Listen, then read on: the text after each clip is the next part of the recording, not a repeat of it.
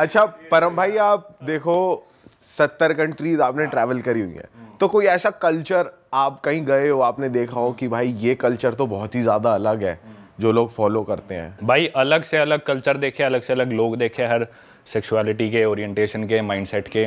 सबसे अच्छा कल्चर तो मैं अपना कल्चर मानता हूँ, जो भी कल्चर है। पर क्या है ना, हर कल्चर में अच्छाइयाँ देखो जो भी है। और एक चीज़ ना बहुत ज़्यादा जो मैंने ट्रैवलिंग से ही सीखी, भाई कई कल्चर्स बिल्कुल अपोजिट होंगे पर अपने लिए वो चीज़ बहुत अजीब है। जैसे वो इथोपिया मुर्सी ट्राइब में गया था, औरत अपना होठ काट के उसमें प्लेट डाल लेगी और वो सोचते कि ज़्यादा सुंदर लग रही हूँ, मेरा होठ बड़ा होगा, होठ में छेद बड़ा होगा। तो दो आदमी लड़ेंगे, एक आदमी मर जाएगा, जो जीतेगा आदमी वो अपनी पसंद की लड़की गाँव से चूज़ करेगा, उसके बाद उसकी शादी हो जाएगी। ये चीज़ बहुत अजीब है। पर ना हम उधर देखने गए हैं, उनके पास गया हूँ, तो मैं जाके बोलूँ भाई ये क्या कर रहे हो, अजीब है। वो चीज़ मैं गलत मानता हूँ, क्योंकि मैं गया ही क्यों वहाँ पे। एक तो दूसरी चीज़ ना, जैसे अपने अंदर अरेंज्ड मैरिज का कॉन्सेप्ट बहुत नॉर्मल है इंडिया में। यही बात आप किसी गोरे को बता दो, कहेगा ये क्या मतलब, ये क्या कल्चर हुआ, तुम्हारे घर वाले कैसे तुम्हारा पार्टनर डिसाइड कर देंगे। वहीं अगर हम बाहर जाएंगे तो सिर्फ बीफ खाते हैं, अपन बीफ नहीं खाते बिल्कुल भी। अपने लिए बीफ खाना मतलब बहुत बड़ा पाप है। बाहर मीट ही बीफ चलता है सबसे ज़्यादा। तो देखा जाए ना तो मतलब हर कल्चर अपनी जगह ठीक है। वो बीफ खाते हैं, ठीक है भाई, उनको वो अवेलेबिलिटी है, उनको अपने हिसाब से शादी करनी है, करो। उनका जो लाइफस्टाइल है, एनवायरनमेंट है, उसको देख के उन्होंने डेवलप किया। हमारे कल्चर अपनी जगह। तो भाई अजीब वगैरह होती है, सारी तरह के लोग देखे, ओपन मैरिजेस देखी है, और कई 70-70 साल के लोग हैं, कभी शादी नहीं करी, बहुत खुश है, पर ज़्यादातर ऐसे होते हैं डिप्रेशन में है। तो सारी तरह के लोग देखे हैं, सब चीज़ें अपनी जगह वो ठीक है, अपनी जगह अपन ठीक है। भाई आपने टर्म बोला ओपन मैरिजेस, ये क्या चीज़ है और ये कैसे प्रैक्टिस करते हैं? ओपन मैरिज होती है भाई जब आपकी शादी होगी, but then you are still looking for new sexual partners, मतलब पति भी और पत्नी भी। तो आप चाहे शादी हो चुकी, हम एक दूसरे से कमिटेड है। जो इमोशंस है वो हम सिर्फ पति पत्नी आपस में शेयर करेंगे, उसके अलावा जो भी नीड्स है वो हम बाहर सीख कर सकते हैं किसी और पार्टनर से। आपको इनवाइट किया किसी ने? नहीं भाई, मेरे को एक लड़की मिले बहुत है मेरे को। एक लड़की थी, वो थी यूएस की, तो उसके साथ मेरे को मिली, वो फ्रैंकफर्ट जर्मनी में। तो उसके साथ ऐसी बात चल पड़ी, तो मैं बोला कि भाई अच्छा कौन कौन है घर में, किसके साथ रहती हो? तो बोली I live with my nesting partner. Nesting partner, मैं बोला वो क्या होता है? बोली नहीं, नेस्ट मतलब हमारा घोंसला, और मेरे घोंसले में जो मेरा पार्टनर रहता है वो, तो हम उसे नेस्टिंग पार्टनर बोलते हैं। तो मैं बोला इजंट ही योर हस्बैंड और योर बॉयफ्रेंड? बोली no, he is my nesting partner. मैं बोला ऐसा क्यों? बोली क्योंकि हम और मेट्स भी आते रहते हैं ना, कभी मेरा और बॉयफ्रेंड आ गया, उसकी और गर्लफ्रेंड आ गई, तो हम नेस्टिंग पार्टनर बोलते हैं। तो ये कंसेप्ट काफ़ी कॉमन है। एक और लड़की मेरे को जर्मनी में ही मिली थी, वो रोमेनियन थी, लेकिन यूएस में काफ़ी कॉमन है कल्चर, और यूरोप में काफ़ी कॉमन है, बहुत होता है। भाई यूरोप वाली जो बेल्ट है वो हम इंडियंस के लिए काफ़ी एक्सेसिबल है, काफ़ी लोग जाते हैं वहाँ पर। और आप दोनों बेल्ट कवर कर चुके हैं, अमेरिकन बेल्ट भी कवर करी है, जो इंडियन ज़्यादा नहीं जाते, और ये वाली बेल्ट भी आप कवर कर चुके हैं। तो मुझे डिफरेंस बताओ ज़रा अमेरिकन और यूरोपियन में। अमेरिकन्स क्या है, एनवायरनमेंट को लेके इतने ज़्यादा ध्यान नहीं देते, ज़्यादा प्लास्टिक यूज़ करेंगे, थोड़ा बहुत कचरा भी कर देंगे, ज़्यादा फ्लाइट्स लेंगे, शिप्स लेंगे, जो मन में आएगा वो करेंगे। थोड़े सन की टाइप है कि इस वे में कि भी हमारी मर्जी हम कुछ करें। Europeans on the other hand वो सोचते हैं कि हमारी मर्जी हम कुछ भी करें, लेकिन हम किसी और को नुकसान नहीं पहुंचाएंगे, हम एनवायरनमेंट को नुकसान नहीं पहुंचाएंगे, हमारी वजह से कोई परेशान ना हो, हम खुद की खुशी के लिए कुछ भी करेंगे। यूरोपियंस का ये माइंडसेट है। तो उनको जो भी करना होगा ना, वो कहेंगे कि नहीं हम प्लेन से नहीं लेंगे, एनवायरनमेंट को नुकसान पहुंच रहा है, जो CO2 एमिशन होती है बहुत ज़्यादा होती है, हम शिप्स नहीं लेंगे, हम क्रूज़ नहीं लेंगे, हम कचरा नहीं फेंकेंगे। वो बहुत ज़्यादा इस तरह के यूरोपियंस। हम बस और ट्रेन यूज़ कर लेंगे, पब्लिक ट्रांसपोर्ट लेंगे, साइकिल चलाएंगे, गाड़ी नहीं लेंगे। अमेरिका में शो ऑफ बहुत ज़्यादा है, पैसा बहुत ज़्यादा है। अमेरिका की इस तरह की सोसाइटी है। वैसे क्राइम मुझे लगता है अमेरिका में ज़्यादा, अमेरिका में ज़्यादा है। जैसे कोलंबिया वगैरह आप गए हो भाई, वहाँ पे हमने बहुत ज़्यादा डॉक्यूमेंट्रीज भी देखी हैं, और ये नार्कोस वगैरह भी देखा है कि बैग में स्लिप कर देते हैं। हाँ भाई, कोलंबिया से रिलेटेड किस्सा बताता हूँ आपको, बढ़िया, मतलब काफ़ी किस्से कोलंबिया के, तो पर एक काफ़ी इंटरेस्टिंग। कोलंबिया एक कंट्री है साउथ अमेरिका कॉन्टिनेंट में, उसकी एक सिटी है मेदेजीन। स्पेलिंग में उसमें डबल एल आता है, मेदेलीन होता है, लेकिन कोलंबियन स्पेनिश में ल को ज बोलते हैं, तो मेदेजीन। वो शायद उसकी मेन सिटी है ना उस कंट्री। मेन कैपिटल तो बोगोटा है, पर मेन सिटी टूरिस्ट ज़्यादा मेदेजीन में आते हैं, शायद बोगोटा से ज़्यादा आते हैं। वहाँ के कुछ फेमस सिंगर्स वगैरह भी है, मालूमा वगैरह, ये सब वहाँ के हैं। हाँ, पर Pablo Escobar was from Medellin as well. तो उस सिटी में भाई, वो सिटी ना यूँ माना जाता है कि पूरे अमेरिकाज की या वर्ल्ड की भी सबसे सुंदर लड़कियां माना जाता है वहाँ की है। सबसे ज़्यादा ड्रग्स जो भी है, कोकेन सारी कोलंबिया से आती है, उसका बेचना और कंट्रोल वो सारा मेदेजीन में होता है, सारी चीज़ें वहीं पे। तो एक नया ड्रग चला हुआ है, उसका साइंटिफिक नेम तो है स्कोपोलामीन, कॉमन नेम है उसका डेविल्स ब्रेथ। वो कोलंबियन ड्रग है, कोलंबिया में उगता है वो ड्रग अगर मान लो भाई आपके सिस्टम में चला गया ना दीपक भाई, लेट से मैंने आपकी पानी में मिला दिया, या आपके किसी तरह आपके अंदर चला गया, तो 1-2 दिन तक आप ना हिप्नोटाइज से हो जाओगे, आप होश में रहोगे, लेकिन आपको पता नहीं आप क्या कर रहे हो, जो मैं कहूँगा ना आप वो करोगे। अच्छा 1 2 3 ढाई एक दिन तक उसका नशा रहता है, तो आप उसके नशे में रहोगे। और वो नशा ना मतलब थोड़ा सा वो ड्रग आपके अंदर चला जाए तो वो आप पे असर कर देता है। तो वहाँ पे बहुत ज़्यादा चला हुआ है कि ना क्लब्स में लड़कियाँ या कोई भी आदमी आपकी ड्रिंक में डाल देगा, वो स्पाइक कर देते हैं। या आप सड़क पे चल रहे हैं, आपको किसी ने विजिटिंग कार्ड दिया, आपने विजिटिंग कार्ड पकड़ा, वो फेंक दिया, लेकिन कार्ड पे वो ड्रग लगा था, वो आपके हाथ पे लग गया, तो आपके बाद में आपने मुंह साफ करा तो आपकी नाक से आपकी बॉडी में चला गया।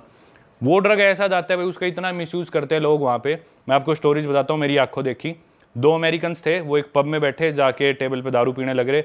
11-12 बजे पब बंद हो गया। उसके बाद वो साथ में एक टेबल पे कपल था, वो कपल आगे बोला भाई हम तुम्हारे साथ बैठ जाएगा। वो बोले हाँ बैठ जो, कपल तो ठीक सा लग रहा था, कपल पे कौन शक करता है। 3 दिन बाद उनकी नींद खुली अपने अपार्टमेंट में। वो अमेरिकन्स थे, काम करते थे मेदेजीन कोलंबिया से। अपने अपार्टमेंट में ज़मीन में सो रहे थे, उनका फर्नीचर बेड वेड सब गायब। सिक्योरिटी के पास गए, भाई हमारा सामान गायब। बोले अरे आपके दोस्त ले गए, आप ही तो रखवा रहे थे गाड़ी में। बोले कैसी बात कर रहे हो। उन्होंने वीडियो फुटेज दिखाई, वो खुद उठवा के अपना फ्रिज सामान रखवा रहे। ओ भाई ये तो कुछ नहीं है, एक और स्टोरी बताता हूँ, ये भी सच्ची स्टोरी।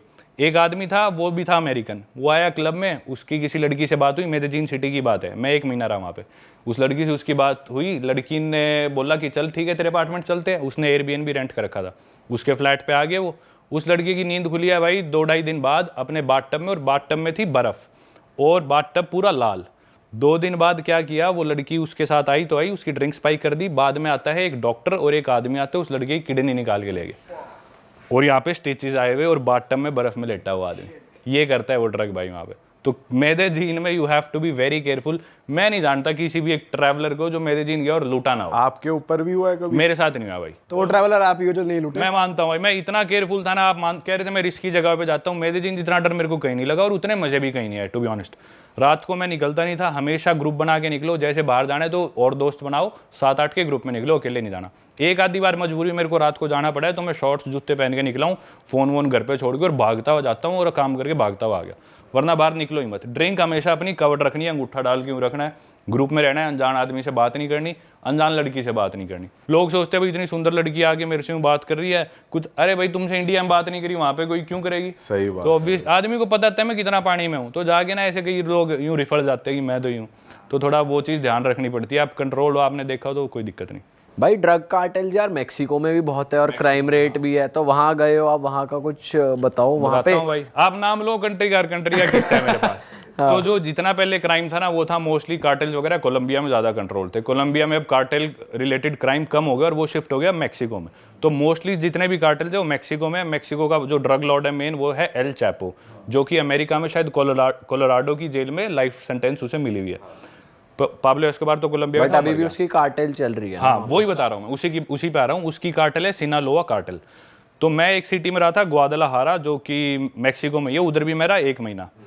उस सिटी में ही वो ऑपरेट करती है, उसके आसपास आउटस्कर्ट्स में सिनालोआ कार्टेल। एल चैपो भाई इतना इन्फ्लुएंशियल आदमी है, उसके लड़के को पुलिस ने पकड़ लिया था 2-3 साल पहले, शायद 2019 की बात है, कोविड से पहले की। तो भाई उसके कार्टेल ने आर्मी पे हमला कर दिया, देश की पुलिस पे, सड़कों पे लोगों को मार रहे, गाड़ियां पकड़ ली। तो मतलब इतना प्रेशर आ गया प्रेसिडेंट पे, उसके लड़के को छोड़ना पड़ा। क्यों छोड़ना पड़ा? क्योंकि भाई उसके कार्टेल ने आर्मी पे हमला कर दिया, इतना दबाव बना दिया।